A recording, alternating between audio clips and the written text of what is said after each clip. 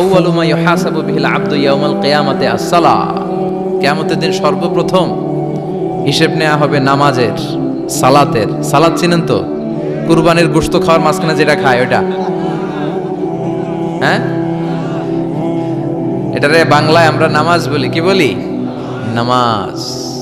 বিশ্বনবী ইন্তেকাল করবেন, রুহু বের হয়ে যাচ্ছে, 2-3টা শব্দ বললেন, এর মধ্যে একটা ছিল সালাত। আর সালাত, উম্মতেরা নামাজ, নামাজ, নামাজ ছেড়ে দিও না।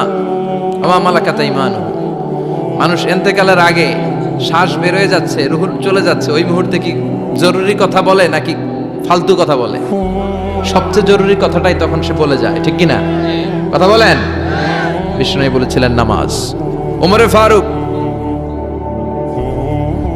ওনার কাছে আবু লুলু আল মাজুসি এক অগ্নি উপাসক এসে বিচার দিল, ইয়া ওমর আল ফারুক, আমার মনিবের নাম হচ্ছে মুগীরা ইবনে শুবা, সে প্রতিদিন 4 দিরহাম করে আমার কাছে চার্জ করে। এত টাকা চার্জ করে কেন? উনি জিজ্ঞেস করলেন, তুমি কি কাম পারো? আমি খঞ্জর বানাইতে পারি। খঞ্জর চিনেন? ছোট্ট ছুরি আরবরা পকেটে রাখে। ওমানের সুলতান কাবুসের ছবি দেখবেন, এখানে একটা খঞ্জর আছে। আমি খঞ্জর বানাইতে পারি। খঞ্জর বানাতে পারো? মদিনায় তো কেউ বানাতে পারে না, তুমি খঞ্জর বানাইতে পারো? তুমি তো অনেক টাকার মানুষ মিয়া, তোমার মনিব তো অল্প টাকায় চার্জ করছে, এটা দিতেই হবে। আবু লুলু কয়, ওমর তুমি সবার জন্য এত নরম, আমার জন্য গরম, তোমারে আমি বুঝাবো। সে বাড়িতে যে একটা খঞ্জর বানালো, মাকবাদাতুহু ফি ওয়াসাতি, যে খঞ্জরের হ্যান্ডেল হচ্ছে মাঝখানে, 2 দিকে ধারালো ছুরি। এটা ধার দেয় আর কয়, ওমর তোরে আমি বুঝাবো। প্রতিদিন ধার দেয়। সাইয়েদনা ওমরে ফারুক মসজিদে নববীর ইমাম, ওয়া কানু ইউসাল্লুনা বিগালাস, তখন ওনারা অন্ধকারে নামাজ পড়তেন আউয়াল ওয়াক্তে। আমরা তো দেরি করে পড়ি, সুন্নাহ অনুযায়ী আগে আগে পড়া ভালো। আপনি মসজিদুল হারামে গেলে দেখবেন যে কত আগে ফজর পড়ে, ফজরের 1-1.5 ঘন্টা পরে সূর্য ওঠে, ঠিক কি না? তো সে একবার ছদ্মবেশে ফজরের সময় প্রথম কাতারে যে হাজির, আসলে কিন্তু মাজুসি, সূর্যের পূজা করে। খঞ্জরটা নিয়ে এসে দাঁড়ালেন। ওমরে ফারুক ফজরের সময় ঢুকলেন, বললেন আকিমিস সালাহ, একামত দাও। একামত দেয়া হলো। ওমরে ফারুক আল্লাহু আকবার বলে অন্ধকারেই ফজরের সালাত শুরু করলেন। প্রথম রাকাত যখন পড়ে ফেললেন, রুকুতে যাবে, ইন দ্য মিন টাইম সে খঞ্জর বের করে ওমরে ফারুককে 3টা স্টেবিং করেছে। একটা নাভিতে মারার সাথে সাথে নাভিটা কেটে গেল, আর একটা এই পাশে পাজরে, আর একটা পেটের মাঝখানে, পেটও কেটে গেল। ওমর ফারুক বললেন, কাতালানি আল কালব, এক কুকুর আমারে মেরে ফেলেছে।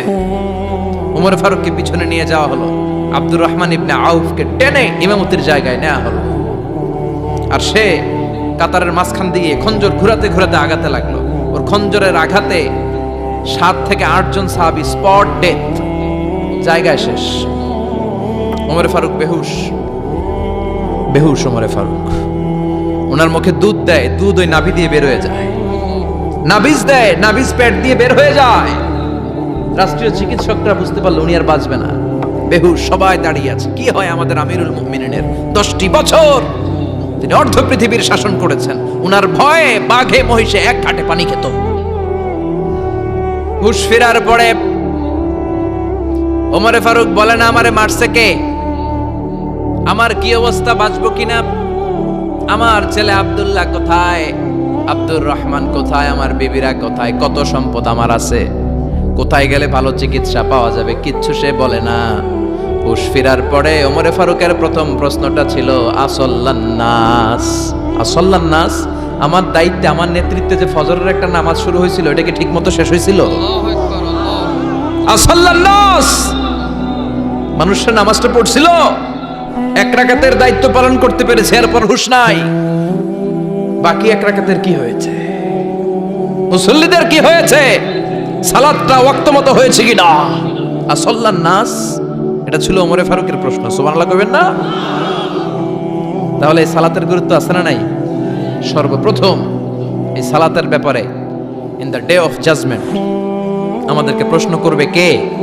সালাতে কায়েম করো, সালাতে কায়েম করো, হবে সম্মানী তুমি, হবে জান্নাতি তুমি, হবে সম্মানী তুমি, হবে জান্নাতি তুমি। দিবে কাল হাসরে শীতল ছায়া হারশে আজিম, রব্বিয়াল আলা, রব্বিয়াল আযীম, রব্বিয়াল আলা, রব্বিয়াল আযীম। সুবহানাল্লাহ পড়েন। এজন্য নামাজ নামাজ, এই নামাজ যাতে মিস হয়ে না যায়। সব মিস হতে পারে, নামাজ মিস হতে পারে না। আল্লাহ তুমি বুঝার তৌফিক দান করো। পাপ নাই, গুনাহ করি নাই, এরকম কেউ আছি?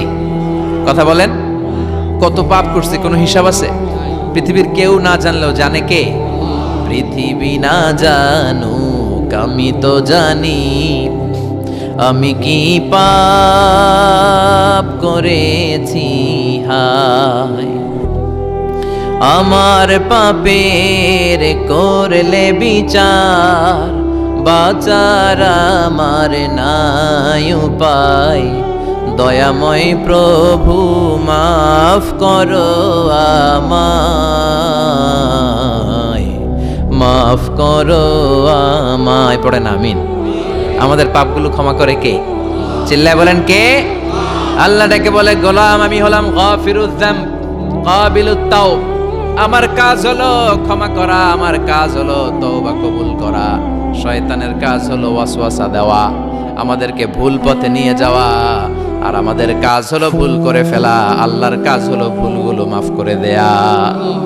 আল্লাহ ডেকে বলে, গোলাম তোরা যদি ভুল না করতি, তোরা যদি পাপ না করতি, তোরা যদি অন্যায় না করতি, তোদেরকে ধ্বংস করে দিয়ে এমন একটা জাতি আমি এই দুনিয়ার বুকে তৈরি করতাম যারা সকালবেলা ভুল করে দুপুরে মাফ চাইতো, দুপুরে ভুল করে রাত্রে মাফ চাইতো, আজকে ভুল করে আগামীকাল মাফ চাইতো। আর আমি আল্লাহ গুনাহগুলো তাদের সব ক্ষমা করে দিতাম। ক্ষমা করে দিতে আল্লাহর বড্ড ভালো লাগে। বান্দা আল্লাহর কাছে বারবার চাক, চোখের পানি ছাড়ুক, এটা আল্লাহ পছন্দ করে। চোখের পানির যে কত পাওয়ার আপনি কল্পনাই করতে পারবেন না। অনুশোচনার চোখের পানি, চোখ বেয়ে নাকের ডগা পেয়ে জমিনে পড়ার আগেই আল্লাহ এই বান্দারে মাফ করে দেয়। বিশ্বনবী ডেকে বলে, ও আমার উম্মতেরা শোনো, আল্লাহর কাছে দুনিয়ার মানুষদের দুই ফোঁটা পানি সবচেয়ে প্রিয়। এক হলো জিহাদের ময়দানে রক্তের ফোঁটা, দুই হলো অনুতপ্ত বান্দার চোখের পানির ফোঁটা। কত ভুল আপনি করেছেন, কত অন্যায় আপনি করেছেন, কত পাপ আপনার হয়েছে, কত মিথ্যা আপনি বলেছেন, কয় ওয়াক্ত নামাজ ছেড়েছেন, কয় লাখ টাকা ঘুষ খেয়েছেন, কত যৌতুক আপনি খেয়েছেন, কত মিথ্যা আপনি বলেছেন। আপনার পাপ যত বড় হোক, যত বিশাল হোক, যত বেশি হোক, আল্লাহর দয়ার পরিসীমা তার চাইতেও বড়। আপনার পাপ, আপনার অন্যায়, আপনার জুলুমগুলো যদি হয় খালের পানির সমান, বিলের পানির সমান, আল্লাহর দয়া সাগরের পানির সমান। আপনার পাপ যদি হয় সাগরের পানির সমান, আল্লাহর দয়া মহাসাগরের পানির সমান। আপনার পাপ আর অন্যায় যদি হয় পাহাড়ের সমান, আল্লাহর দয়া আকাশের সমান। আপনার পাপ যদি হয় আকাশের সমান, আল্লাহর দয়া আরশের সমান। এজন্য আল্লাহ বললেন, ইয়া আইয়ুহাল্লাযীনা আমানু তুবু ইলাল্লাহি তাওবাতান নাসুহা। ও আমার গোলাম, তুই তোর নিজেরে যত বেশি ভালোবাসিস তার চেয়েও আমি তোরে বেশি ভালোবাসি। তোর বাবা মা তোরে যত বেশি ভালোবাসে তার চেয়েও আমাদেরকে বেশি ভালোবাসে কে? আল্লাহ বললেন, ভালোবাসারে তৈরি করার পরে আমি 100 টুকরা করলাম। চিল্লায় বলেন কয় টুকরা? 99 টুকরা ভালোবাসা আমি আল্লাহ নিজের মধ্যে রেখে দিলাম। 1 টুকরা ভালোবাসা গোটা বিশ্বের সবার মধ্যে আমি ভাগ করে দিলাম। 1 টুকরা ভালোবাসা পেয়ে আমাদের অবস্থা দেখছেন? আল্লাহ যদি 1 টুকরা না দিয়ে আমাকে 30 টুকরা দিত, কথা কন, 1 টুকরা না দিয়ে 80 টুকরা দিলে কি হইতো? এজন্য আল্লাহ ডেকে বললেন, গোলাম আমি যে তোদের কত ভালোবাসি তোর ধারণা নাই। চোখের পানি ছাড়, গুনার কথা স্মরণ কর, তওবা কর। তওবার মতো তওবা করলে সব গুনাহ মাফ করে দিতে পারে কে? বিশ্বনবী বলে, আমার কোনো গুনাহ নাই, তারপরেও প্রতিদিন 70 বারেরও বেশি আমি তওবা করি। আল্লাহে ইন্নী আস্তাগফিরুল্লাহ ওয়া আতুবু ইলাইহি আকসার মিন 70 মাররা। Could you imagine that? কল্পনা করছেন কোনদিন যে নবীর গুনাহ নাই, ওই নবী তওবা পড়ে প্রতিদিন 70 বার, আকসার 70 বারেরও বেশি। আমার পড়া দরকার কয়বার? আপনার পড়া দরকার কয়বার? বিশ্বনবী 70 বারের বেশি বলে আমাদের পড়া দরকার কয়বার? আর আমরা প্রতিদিন পড়ি কয়বার? কথা কন। আমাদের ভুল হবে, ভুল হতে সমস্যা নাই, ভুল হওয়াই মানুষের স্বভাব, কিন্তু ভুল হওয়ার পরে ভুলের উপর অটল থাকা যাবে না। শয়তান আর মানুষের মধ্যে এই মৌলিক পার্থক্য। শয়তান ভুল করে ভুলের উপরই আছে, ঠিক কি না? ক্ষমা চায় নাই, কিন্তু আমরা সকালে ভুল করলে দুপুরে মাপ চাই কার কাছে? 19 সালে ভুল করলে 20 সালে মাপ চাই কার কাছে? মৃত্যুর রাগ পর্যন্ত আমরা ক্ষমা চাইলে ক্ষমা করে দিবে কে? সব সময় 24/7 তওবার দরজা খোলা, দুইটা সময় ছাড়া। ভালো করে মনে রাখবেন, মুখস্থ ঠোঁটস্থ যেন থাকে। দুইটার সময় তওবা কবুল হয় না, চিৎকার করে বলেন কয় সময়? এক হলো বাদাল গারগারা, গারগারানি যখন আসে, মালাকুল মাউত যখন চলে আসে, মালাকুল মাউতরে যখন দেখে ফেলবেন তখন তওবা কবুল হবে নাকি? কথা কন। ফেরাউনের নাম শুনছেন?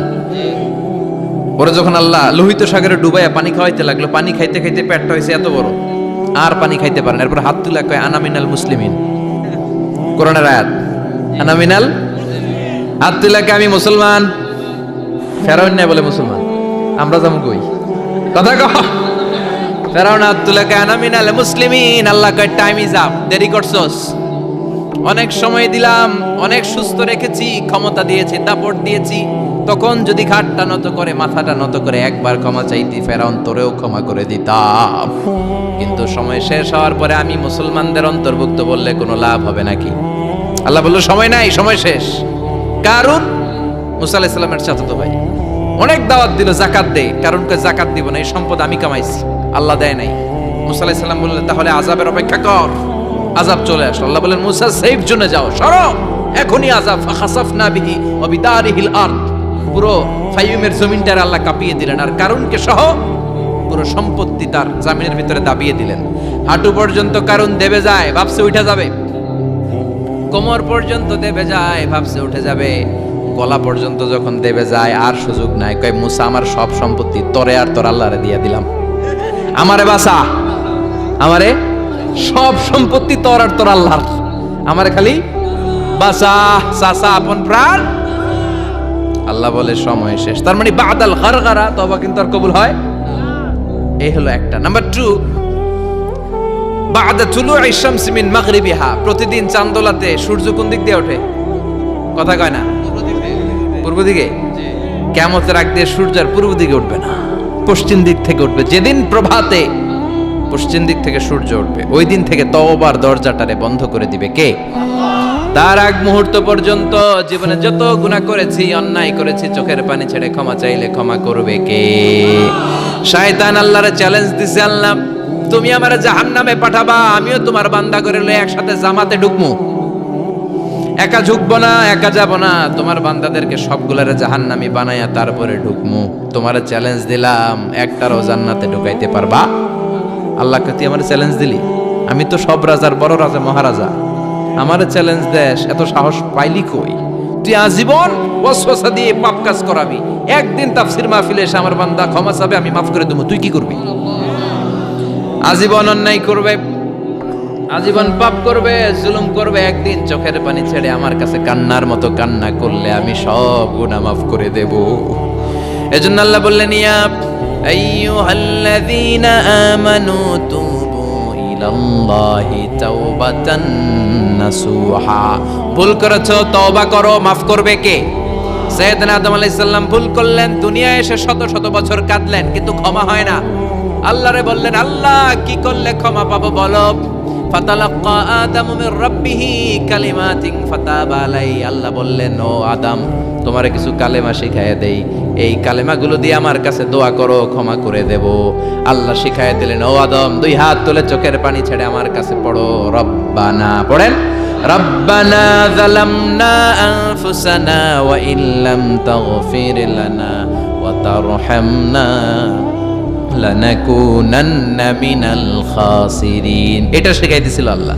আল্লাহ আমি জুলুম করেছি, অন্যায় করেছি, ভুল করেছি, পাপ করেছি, তুমি যদি ক্ষমা না করো ক্ষমা করার কেউ নাই, ঠিক কি না?